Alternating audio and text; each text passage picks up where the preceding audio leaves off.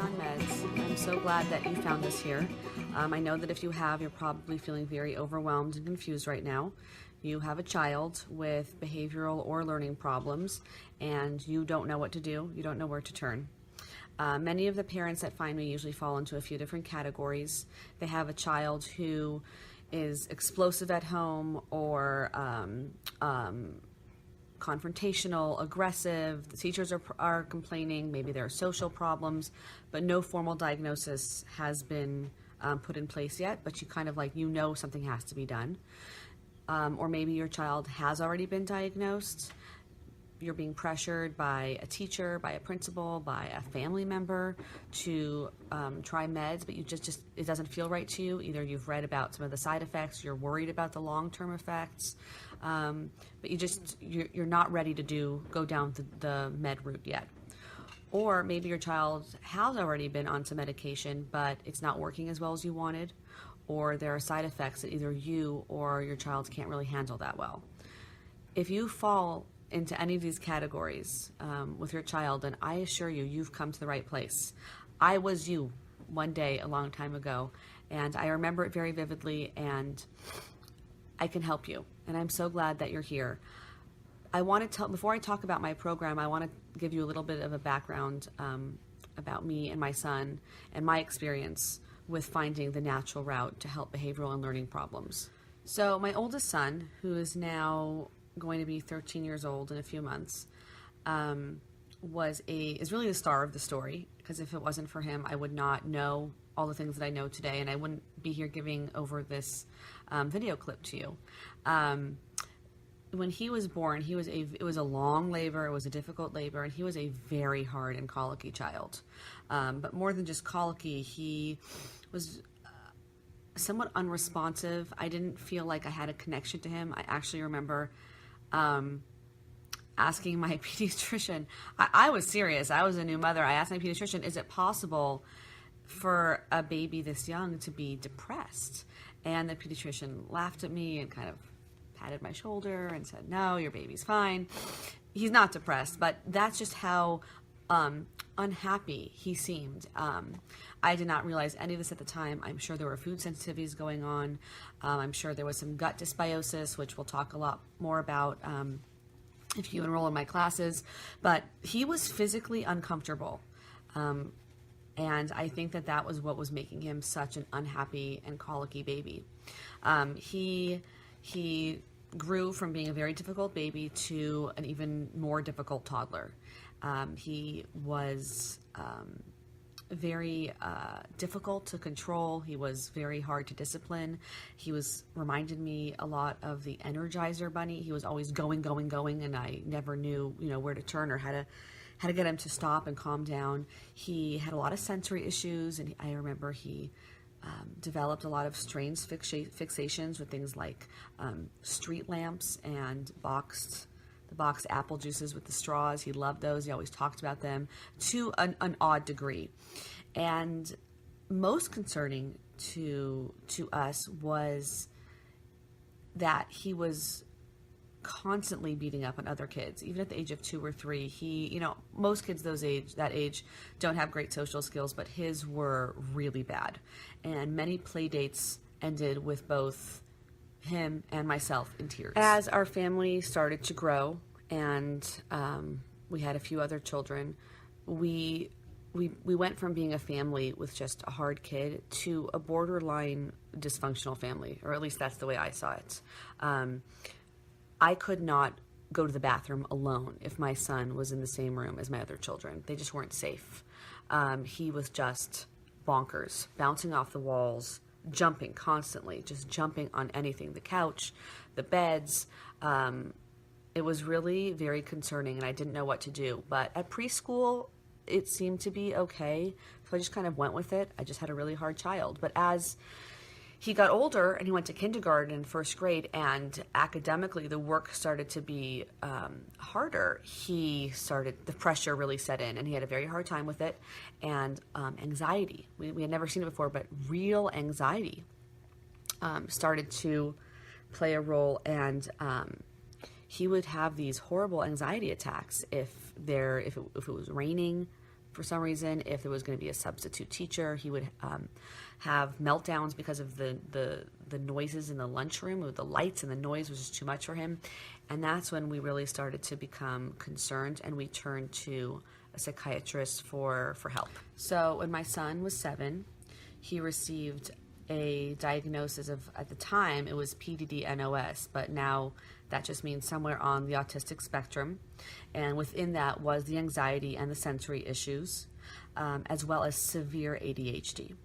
So we began to experiment with a few different medications. We eventually found a combination of some meds that seemed at the time to help him somewhat with his behaviors, with the limited amount of side effects, or so we thought at the time. We'll get to that in a minute. So things were still kind of rough at home, but the edge was taken off of it.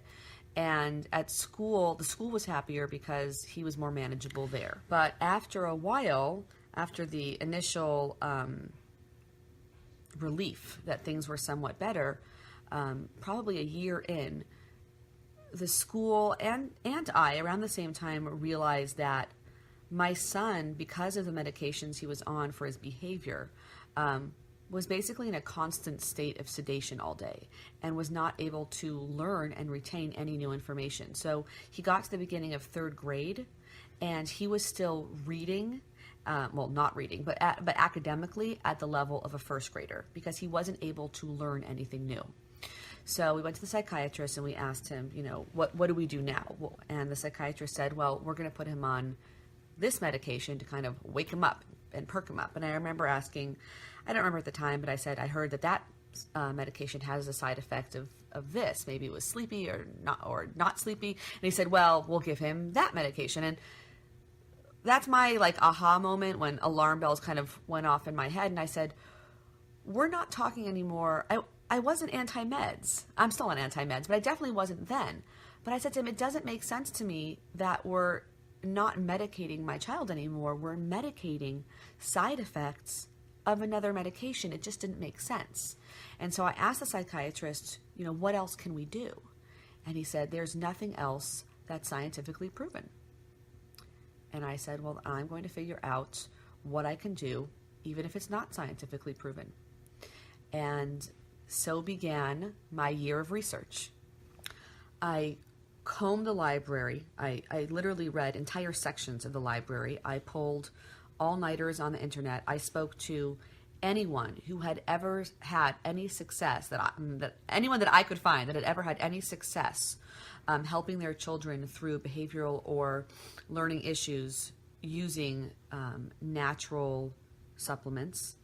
And I began to learn.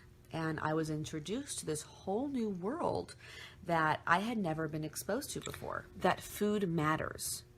That while most of us are well fed, we're at the same time malnourished. And that many of the behaviors that I was seeing in my child could also be just a result of vitamin or mineral deficiencies. And that there were natural options that could help my son. I was fascinated, and I just immersed myself in this. And I tried many things, and some things really helped and some things didn't. And this began to make sense to me as I learned more about autism and ADHD and sensory processing disorder. As much as we want to point to one thing and say, this causes autism or this causes ADHD, we just can't. The world we live in the year 2016 is just, it's full of toxins. And I know that's a buzzword, but there's some truth to it. The food that we eat, the water that we drink, the toiletries that we use on our bodies, they all contain things that have the possibility, depending on our genetic makeup, to really get in the way of our mental and emotional and physical health. So one thing was obvious to me, and that was that we as a family were really going to have to make some very big changes in order to help my son. And so we did. And it was a journey. It did not happen overnight. But here we are 4 years later. This was 4 years ago. My son is thriving. He's in school without an aide, with friends. And here I am, teaching other parents how to do the same thing for their children, and really seeing how even though every child is different and there needs to be a little bit of tweaking for everyone, there are some really big common themes for all these kids out there who have these diagnoses that we're just seeing so many of them. The mission of Kids Beyond Meds is to give parents an idea of what contributes to behavioral and mental diagnosis in our children today, and to teach them the tips and techniques and the modalities that can help them help their children in a natural way without using medication. The reason why I started Kids Beyond Meds is for two reasons. To first of all, let parents know that there are safer alternatives out there. There was no one 4 years ago who told me that I could do any of this. It was something I had to find out for myself. So I first of all want to let everyone know there is stuff out there to help your children besides for pharmaceutical drugs. And second of all, to create the resource that I was looking for when I started this. 4 years ago, I was so stressed out just by the idea of taking my children to the store to get food. I couldn't process changing the entire way that I, menu planned and cooked and fed my family. It was very overwhelming. I did it in the end, but my goal is to help walk you through this and to make it easier for you. And really, like I said, to create the resource that I would have loved to have 4 years ago. Before we start, just a disclaimer about what we're going to talk about for the next hour. I am not a doctor, so nothing we talk about here takes the place of medical advice, and I am obviously not in the position of diagnosing or prescribing anything. So definitely, please do not stop any medication before speaking to your doctor. That being said, let's talk a little bit about my stance on medication. Certainly there are times that medication can be life-saving. Someone who has diabetes will need to take insulin to regulate blood sugar, for example. We may also need medication in the short term to stabilize an individual while using the time to figure out how to treat the underlying condition. And I recognize that many of you may be battling with a decision right now as to whether to medicate your child or not. It's not an easy place to be. Many of you are probably at odds with your child's school, possibly a spouse or a close family member. You may have many questions and feel very confused. Maybe your child is already on medication but is having trouble with some side effects.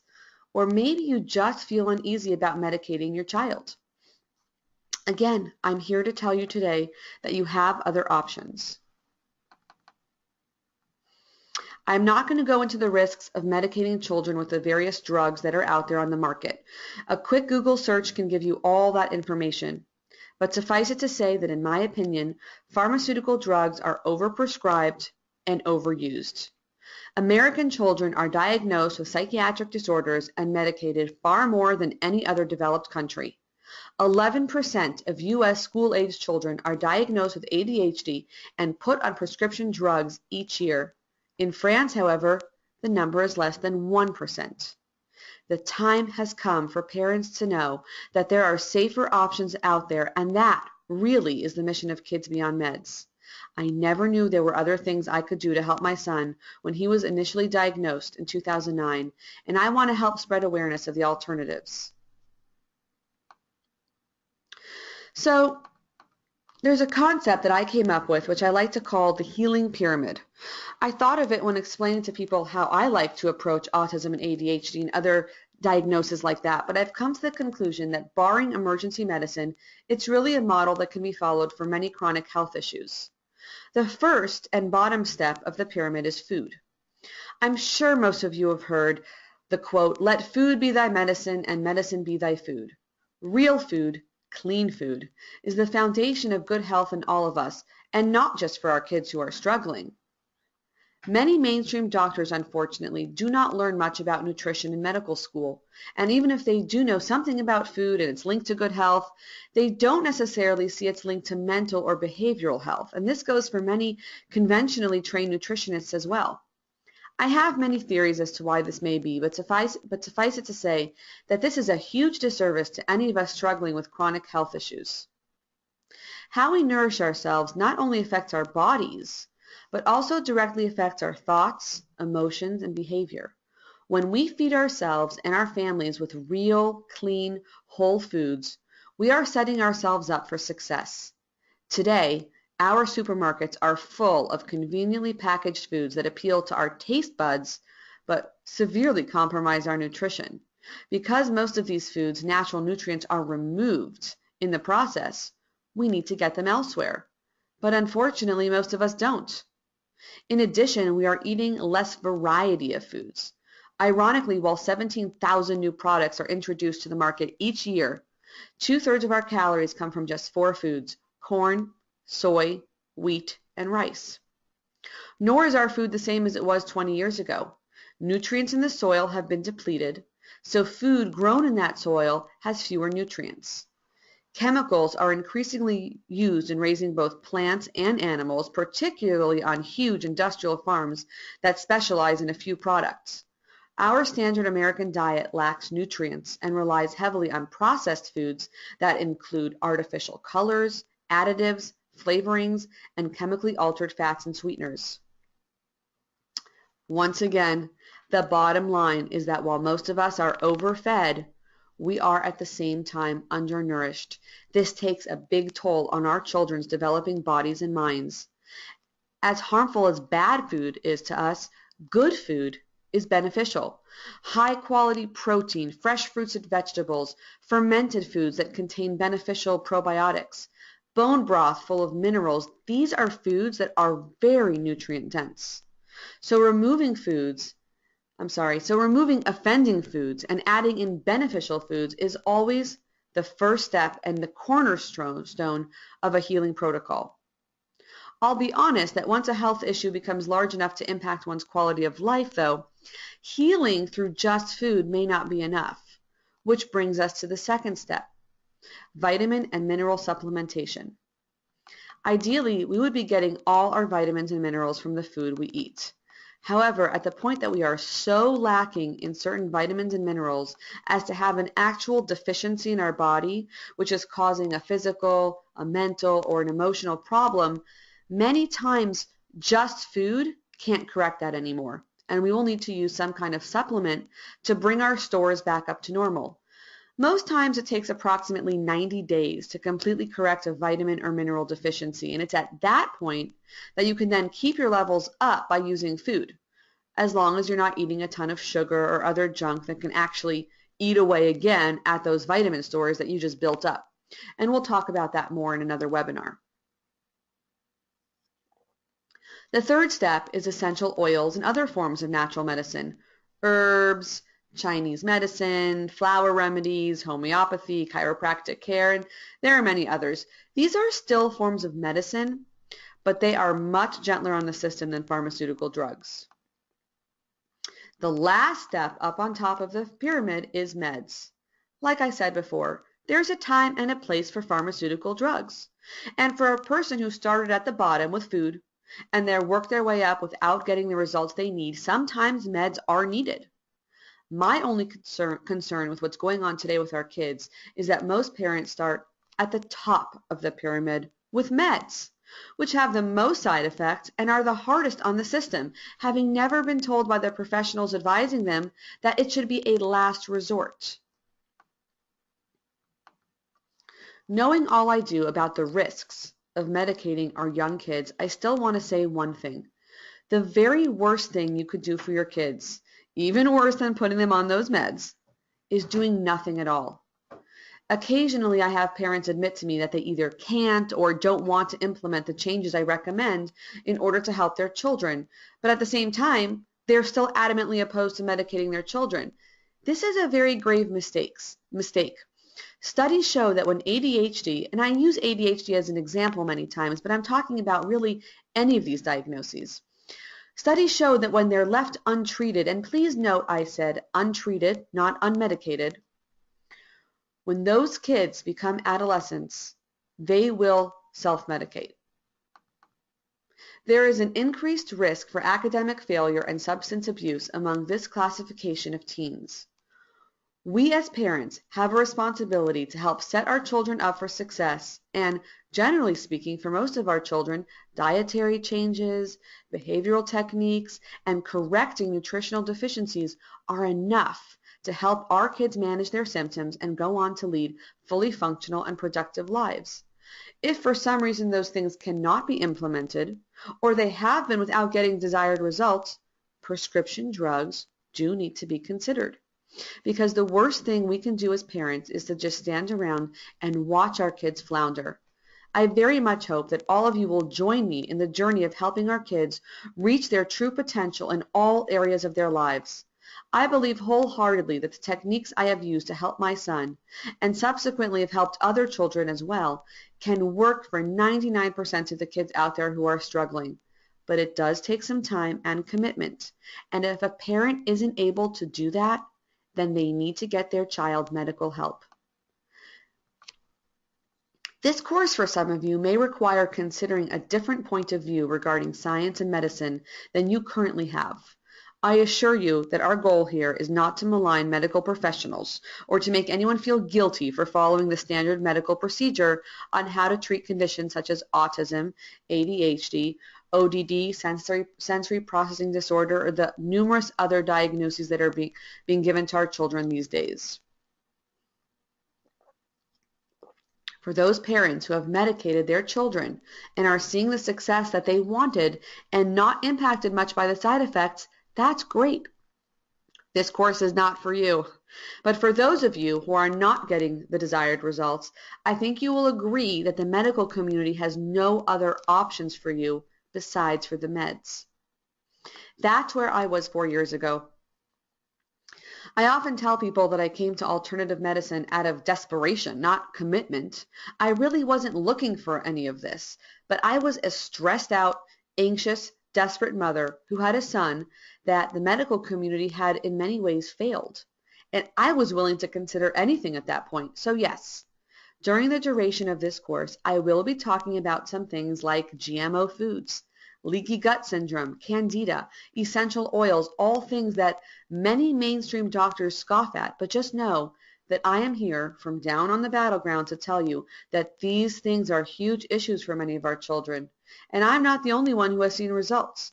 More and more parents are coming forward, blogging, speaking publicly, writing books about how alternative means were able to help their children just as much, if not more, than any pharmaceutical drug, and without side effects. So please, if you're willing to learn new things, consider new things, and probably make some changes to your lifestyle, stick with me. I can help teach you what you need to know and help make the transition to a healthier lifestyle be so much easier.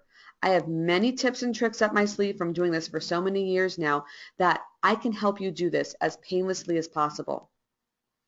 Before I continue, I'd like to just stop. If anyone has any questions, please type them into the chat screen. And if I'm able to, I'll answer them now. Otherwise, I will get back to you via email or even answer you via chat. Okay.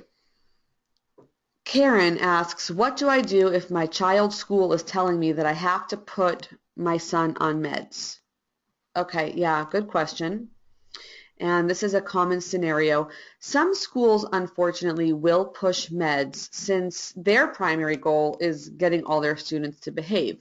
But they can't actually legally force a parent to medicate their child. So what I personally recommend is for you to take this course and get your doctor on board with what you're going to try. More and more doctors will be okay. They want to hear that you're trying something. And they won't be knowledgeable enough to guide you in all this. But if you present some of the stuff we talk about in this course, most of them will okay it. If you have a real old school doctor, maybe not, but the newer ones, yes. So get him on board and let the school know that your doctor okayed a trial natural, route, and that they should give you 30 days to see improvement. I'll be honest that 30 days isn't enough for a complete turnaround, but it is enough to usually start seeing some nice improvements. Leah says, she asks, how do you get your kids on board? And yeah, that's pretty important. This is definitely easier with younger kids just because you have much more control in terms of what food is in the house and what's being offered at meal and snack times. For older kids, it's really important to sit down with them and explain why you're doing what you're doing. I have found that the more I educate my kids on what things like food dyes or lots of sugar or high fructose corn syrup, what they're doing to their bodies, the more they choose on their own to pass on those foods. Yes, I do get some eye rolling sometimes from my older kids, I'm not going to lie, but slowly, and this took time, they have been making good choices on their own. This really is a whole topic in and of itself, and we're going to cover it in greater detail, both from a practical standpoint, like how to make kid-friendly health foods, and from a behavioral standpoint as well. Okay, let's keep going. So let's talk a little bit about the time frame that you can expect. So pretty much the first question that parents ask me when they call me is, how long will it be until I see results from this? So let me be perfectly straight with all of you. This is not a one pill overnight type of solution. This is not a Band-Aid. What we are going to outline for you is a way to hopefully get to the bottom of your child's issues and to correct some of the underlying causes of the behavioral and learning problems. This takes time. There's no way around it. I can tell you from personal experience that I took my son off his meds and pulled him out of school because that's how bad it was. I couldn't even keep him in school. But that happened in February, and it wasn't until the summer that it was apparent to everyone that things were really working. There were definitely some minor breakthroughs earlier, which is why I stuck with it, but the summer was really when other people started noticing some big improvements in him and commenting on them to us. So I would say you want to give this a good 6 months. The other part that is important to come to terms with before starting our program is the concept of really acknowledging your child and who he or she is. Many of us, and I was a parent like this at one time, are so completely overwhelmed and stressed out by our high-need child that we just want to find a way to remove all the issues, and ideally immediately. So personally, I can tell you that my second son is a very easy child, really laid back, low maintenance. He takes care of himself. He's not aggressive or anything like that. And there was a time when I just wanted someone to give me a solution that would turn my first son into the same type of child as my second son. So, spoiler alert, that never happened. We need to accept our children for who they are, and we need to come to terms with the fact that what we're looking for are tools that will help them transition from a non-functioning or non-thriving child to a functioning and thriving one. My son today is back in school. He no longer needs a behavioral aid after 2 years of needing one. He has friends, and he's doing really well. But I know that when plans are changed last minute, I still need to prepare him for that in a way that I don't need to do for my second son. And I still need to practice calming techniques with him when he gets upset in a way that I also don't need to do for my second son. But I have learned much more about how to help him as his parent, and all the things that we've put into place over the last few years have really turned him into a mainly happy and thriving child and student. At the same time, I know that he's never going to be Mr. Laid Back, and I'm okay with that. So you need to make sure that you have the right expectations for the goals that you have for your child as well. So now let's get to the meat of this webinar. What is causing my child's issues, and what do I do about it? If you've done any research at all into natural alternatives to medications, I'm sure you've come across a litany of diet options. The Feingold diet, the gluten-free, casein-free diet, the GAPS diet, paleo, the SCD diet, and there are more. We've all heard of people who have had success with each of these diets, and we've heard of people who haven't.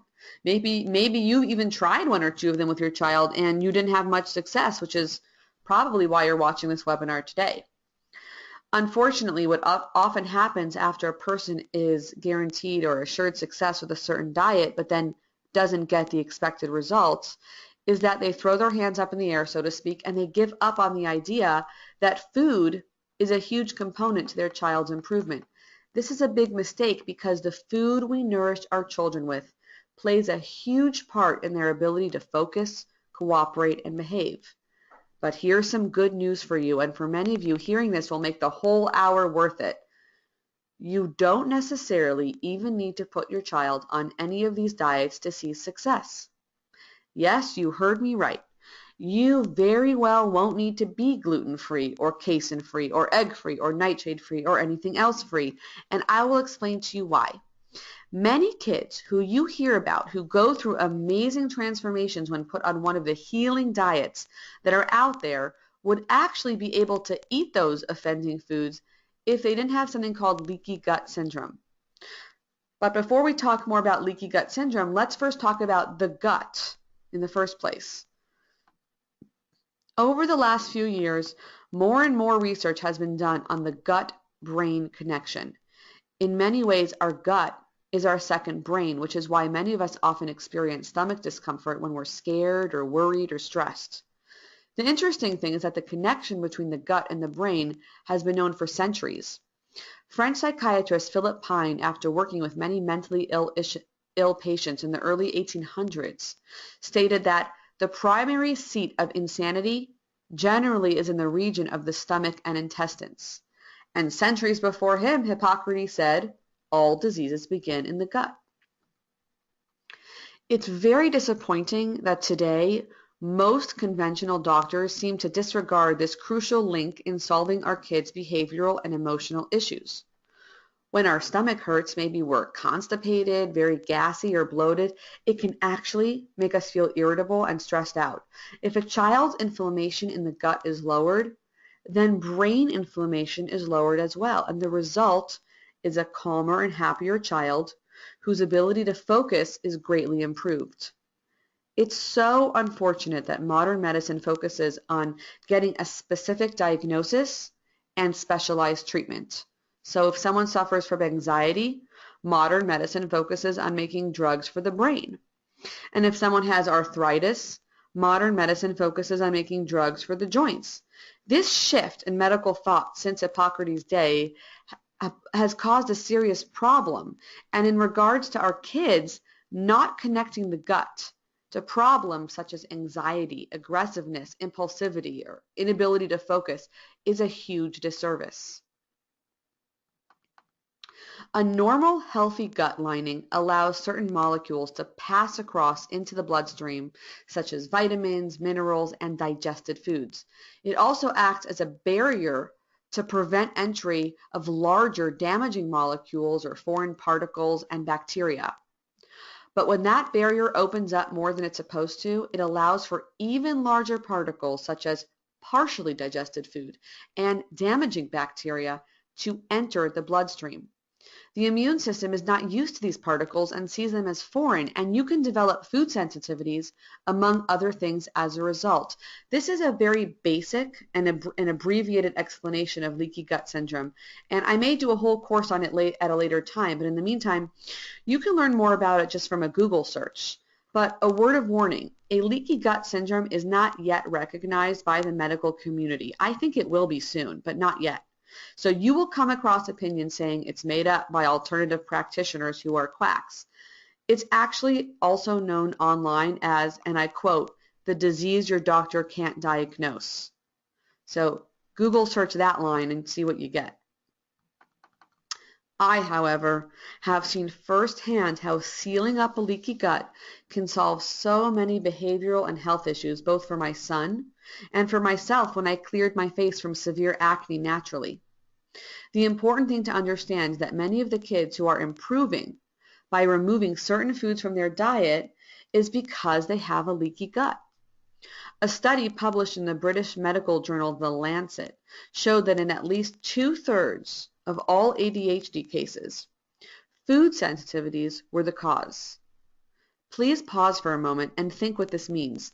66% of the kids out there being diagnosed with pharmaceutical drugs to treat their ADHD don't actually need them. In the US alone, that represents an estimated 5 million children. Wow. Now, the point that I think this study did miss, though, is that the food sensitivities aren't directly causing the ADHD, but rather the food sensitivities are causing leaky gut, which can cause ADHD. Should they fix the leaky gut, they most likely will be able to eat those foods. Please note, I am not talking here about an allergy that would cause an anaphylactic reaction. I am only talking about food intolerances and sensitivities that many kids with behavioral and learning issues have. I hope this helps many of you breathe a sigh of relief, as another common question I get from parents is, am I going to have to go gluten-free, casein-free? The answer I have for you now is, I really hope not.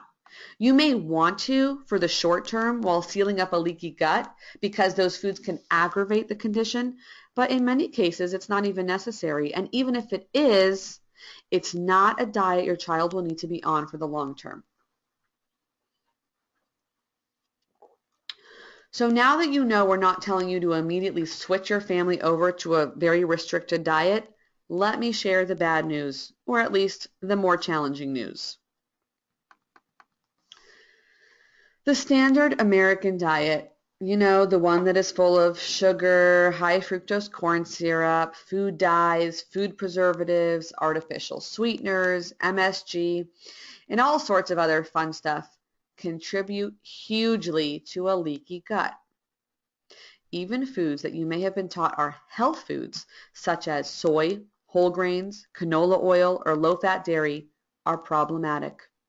And now with the rise of GMO foods, genetically modified foods, even foods such as corn can be a contributing factor.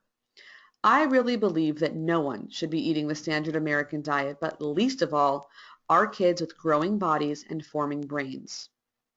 It is of vital importance to clean up your child's diet if you hope to see results in their behavior and ability to learn. A good diet is the foundation to everything else you're going to learn about. You will see faster and better results from everything else you do: cognitive behavioral therapy, ABA, essential oils, herbs, behavior modification, any of it, if the diet piece is in place. I cannot begin to tell you about the different therapies and parenting techniques that my husband and I tried over the first 8 years of my son's life before taking the plunge to finally clean up our diet. And now, not only has eating this way made my son responsive to the various therapies we used to bring him out of his shell, I can tell you that it has benefited my entire family immensely. I have 4 children, but we have been to the pediatrician less than 5 times over the last 4 years, since my children rarely get sick. My pediatrician comments on how rarely she sees us. We also went from a family where all of us were getting cavities filled constantly to a family where no one has had a cavity, not one, since starting to eat this way. Nourishing your family properly is going to be life-changing, I assure you of that.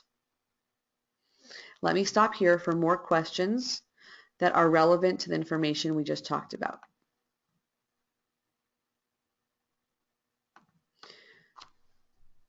So a question I got a little while ago from Carrie is, how do I do this if my daughter is a really picky eater?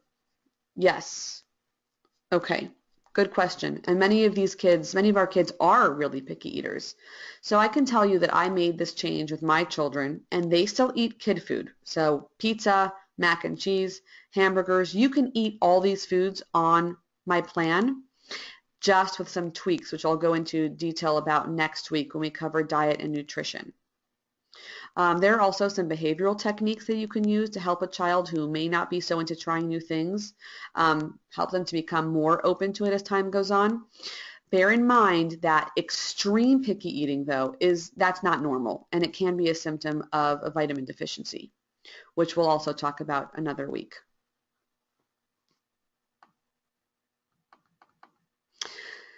Now, I'm not exactly sure why you showed up here today, but likely you have a child who is giving you a run for your money.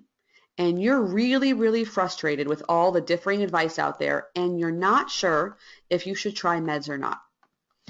And many of you just want to know what to do and how to do it to see real improvement, whether that's getting rid of meltdowns, helping with impulsivity control, a solution to insomnia, or just you want an overall calmer and happier child.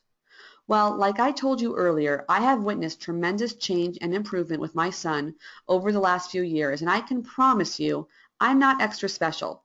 At this point, I've helped many other parents implement these changes in their homes as well, and I assure you that you can do it too.